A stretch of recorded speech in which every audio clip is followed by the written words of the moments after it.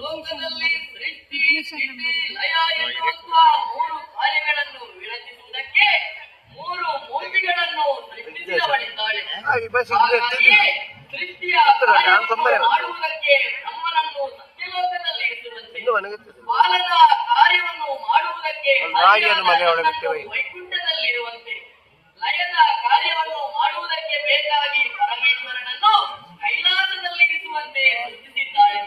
ಹಾಗಾಗಿ ಓಂಕಾರ ಸ್ವರೂಪದಿಂದ ಆಕಾರವನ್ನು ಪಡೆದಂತಹ ನಾನು ಬಾಲನ ಕಾರ್ಯವನ್ನು ಮಾಡುವುದಕ್ಕೆ ಲಕ್ಷ್ಮೀ ಸಮೇತನಾಗಿ ವೈಕುಂಠದಲ್ಲಿ ವಾಸವಾದವನಿದ್ದೇನೆ. ಭೂರಕ್ಷಕನಾದಂತಹ ನಾನು ಭೂ ರಾಕ್ಷಸರನ್ನು ಸಂಹರಿಸಬೇಕಾದದ್ದು ನನ್ನ ಕರ್ತವ್ಯ ತಾನೆ. ಹಾಗಾಗಿ ನನ್ನದಾದಂತಹ ಚಿಂತೆಯಲ್ಲಿ ಭೂಲೋಕವನ್ನು ನೋಡಿದೆ ಎಂದಾದರೆ ದುಷ್ಟನಾಗಿ ಬೆರೆಯುತ್ತಾ ಇದ್ದಾನೆ ಧೃಢ ಬಂಡಾಸುರ.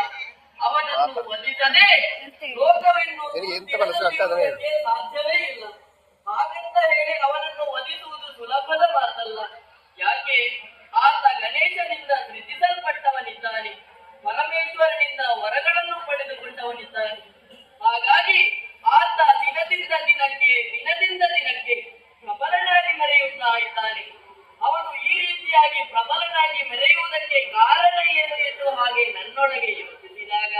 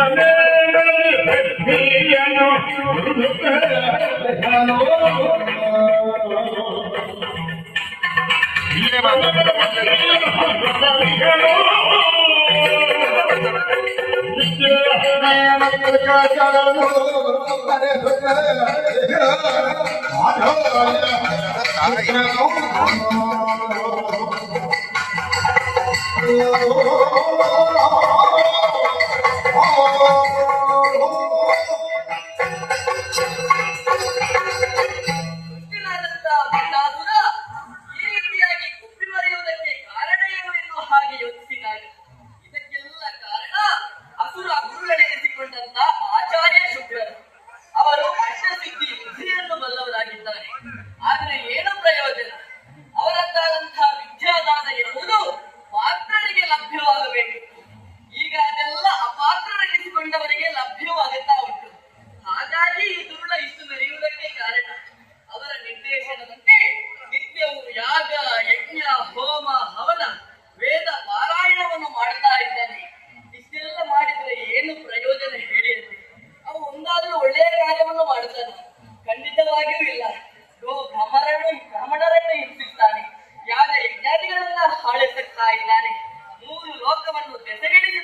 ತಾನೆ.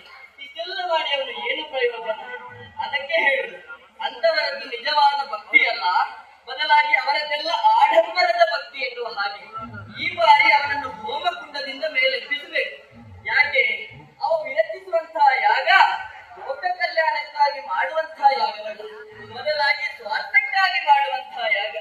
ಇದರಿಂದ ಲೋಕವೇ ತರ್ಕರಿಸಿ ಹೋಗುತ್ತದೆ. ಹಾಗಾಗಿ ಅವನನ್ನು